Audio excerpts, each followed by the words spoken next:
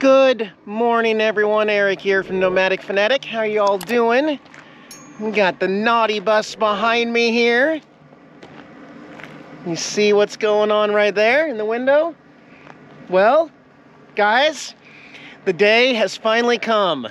The naughty bus is 100% powered and off-grid capable.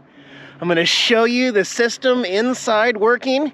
You missed my video from a couple weeks ago. Wayne and I put 10 monster solar panels covering the entire span of the bus, as many as we could pack on the roof of this by deleting roof hatches and vents and loading the roof up to be the best off-grid boondocking beast of a bus. And we are powered. I'm going to show you the inside right now. Thanks for joining me, guys. I will be uploading this video with some connected internet. Check out the video description below for unlimited high-speed internet. Let's go see where the magic's at.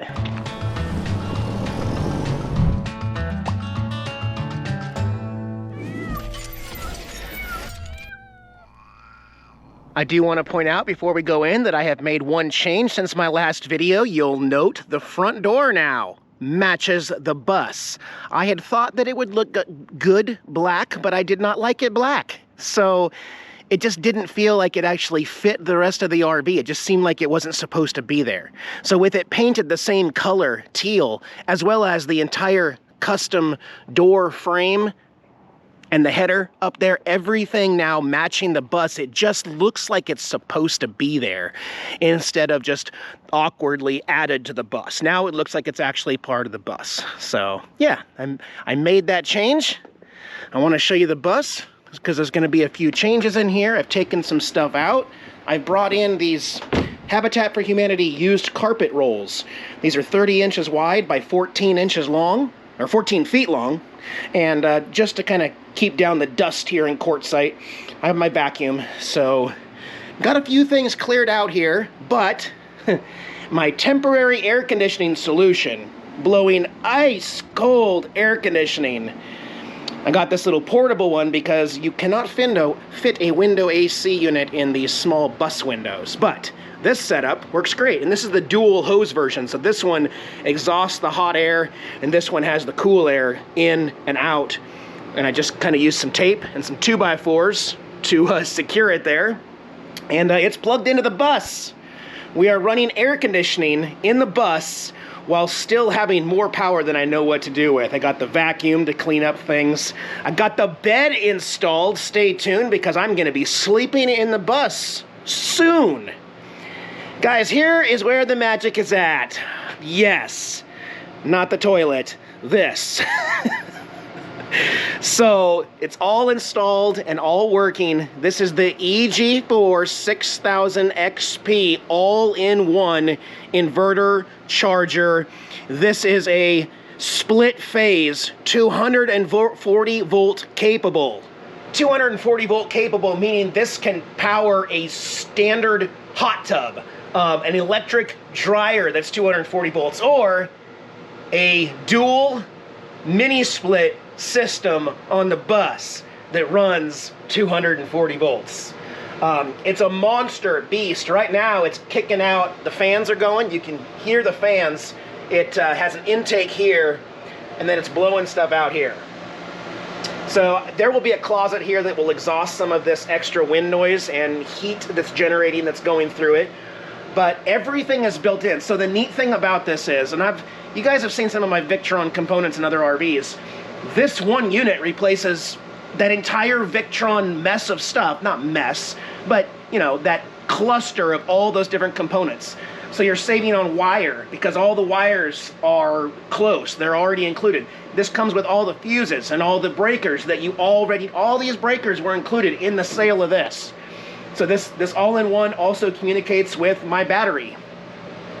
And yes, I said battery. This is my battery. This is a 318-pound lithium battery right here on the wheel well. It's a monster 48-volt battery, guys. For the first time, I am finally joining the club of better efficiency in your solar off-grid stuff by having a 48-volt battery. It is a 200 amp hour 48 volt battery, which means it's the equivalent of 800 amp hours at 12 volt in one box here. These are expandable, so I could put another one on the wheel well over there later. Underneath it, I've got the diesel heater. Just trying to distribute the weight a little better because we got the waste tanks over on that side, got the battery and the inverters, and this, as you'll notice, it doesn't look like an RV component. And that's basically the whole theme behind this, is I don't want RV proprietary things. You know, all the breakers that cost 3 times as much and plugs and stuff. So this is gonna look very similar to what you probably have in your house, if you have a house. Many of my viewers have RVs. But anyway, regular home light, 125 amp breaker box here with standard breakers. You guys remember I ran all the Romex to all my different stuff that I had labeled and everything, all of these breakers. There's even a 50 amp right there for the mini split later. Some 15s, some 20s going to different wires. And right now, that mini split, it's actually running on my 20 amp dedicated refrigerator circuit right there. This is where the refrigerator will sit. So for right now, the air conditioner is using that. Also, my TV and a couple other things are using this 15 amp circuit here for the TV, the security breaker, the cameras, and that kind of stuff. So over here, this is the water heater dedicated plug. I'm gonna have an electric water heater, not depending on propane anymore. You're not surely off-grid if you need propane. And this is my personal choice after living in so many RVs and feeling like I'm not really off-grid, because in order to shower, you need to heat the water with propane. In order to cook, you need propane to cook. Any RV you buy from the factory, you need propane to heat. See where I'm going with this? I don't want to be dependent on propane anymore. So when I'm getting all this extra energy, and I mean extra, with the AC running right now, this might be hard to read, but we are still a net 300, see how it says 0.31 kilowatts? It's about 320 watts of positive coming in on top, with the battery sitting at 99%, 54.61 resting volts right there. So we have more power than we know what to do with right now. I can run that air conditioner that runs about 950 watts, I believe, and then I can also cook on my electric cooktop. I can run the water heater and heat up the water for a shower. And in the daytime, it's unlimited. At nighttime, we're gonna be using the power from this bank. Now, I do wanna point out that I will also have a 12 volt system in this bus, because certain things like these wires up here, these lights, all the DC lights on top, as well as the water pump. The water pump underneath is gonna be 12 volts also. So this is a 48 volt system. We need some 12 volt batteries. So we've got some 12 volt batteries. More on those later. I still need to get a 48 volt to 12 volt converter charger to put over there. A couple other components. I need a charge inverter from EG4 to be able to run a generator to charge it. That is out of stock nationally, supposed to be back in stock in April. So there will be some more components here, as well as the DC block right here for all of the 12 volt DC to connect to from the batteries once the battery's installed. Those two batteries will also be on this side of the RV over here to compensate the weight. That's a heavy thing right there on the axle right there. But everything's running, everything's working except the 12 volt system, which doesn't really matter because, like I said, I don't have water in that tank. I can't pump water yet. And I don't have the light fixtures in because I haven't done sealing yet. So right now, I'm kind of saying the electrical is 100% done in the bus right now, except for one GFCI circuit here. So I got the breaker turned off on this and this one. And then there's one more that goes outside to the GFCI outside. That's because I don't know where these outlets are going to exist yet. I'm going to have a custom counter table right here, countertop, kitchen countertop with a backsplash.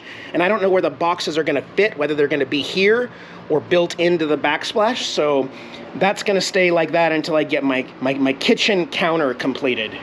Oh, I love just standing in front of this thing though. Oh, ice cold. It's warm in the desert here in Quartzsite, Arizona. It's also emptying out quite a bit. A lot of people are leaving. I've got my dual mini splits ready to be installed. I'm actually just waiting on Wayne. He's working on a couple other projects here. I really want to get to it, so I'm gonna keep begging him. and keep flashing some money in front of him and see if I can get him to come over. I would love to leave courtside with mini splits at both ends, but more on that later. Right now, the power is done. I love it. It instantly makes me want to just move into the bus right now and just camp. I mean, I've got my little porta potty toilet here. I've got a bed. I need to put the recliners back in. Those go right there. I just didn't want to get them dirty, and I didn't know if I was going to do the flooring and stuff, so I'll either bring those back in or maybe bring in my inflatable couch and just maybe test it out in here, see how comfortable I am. Maybe see how the kitties enjoy being in here, you know? So, one thing's for sure, this little air conditioner is probably not going to keep up with a 40-foot or bus here when it gets hot, when it starts getting back up into the 90s. But right now, in the 80s, it is definitely comfortable inside here. And that's with all the windows and everything closed, all the window deletes that I did and everything. So, power in the naughty bus. Where's my glasses? Very, very exciting times for me. Okay, so once we get the kitchen countertops and everything hooked up, this outlet will be hot. This GFCI right here will be hot.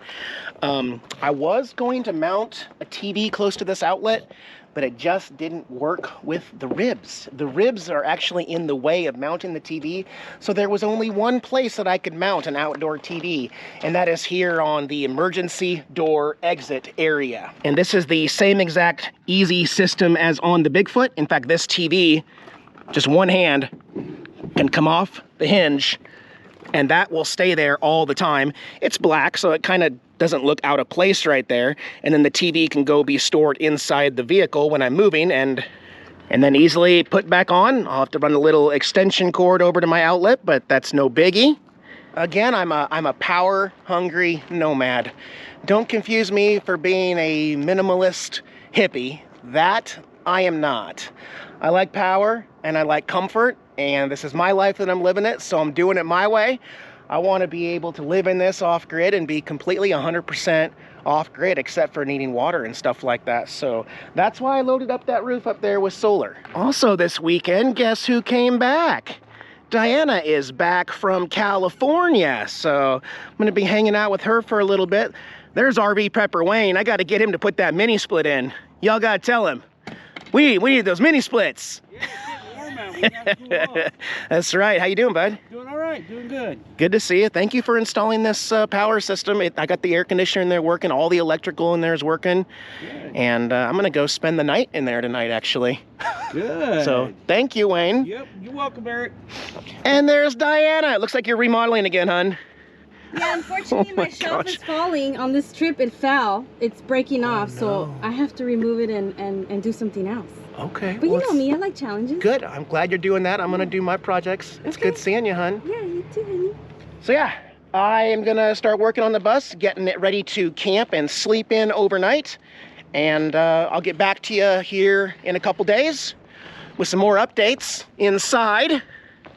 Got to get the kitties to test everything out.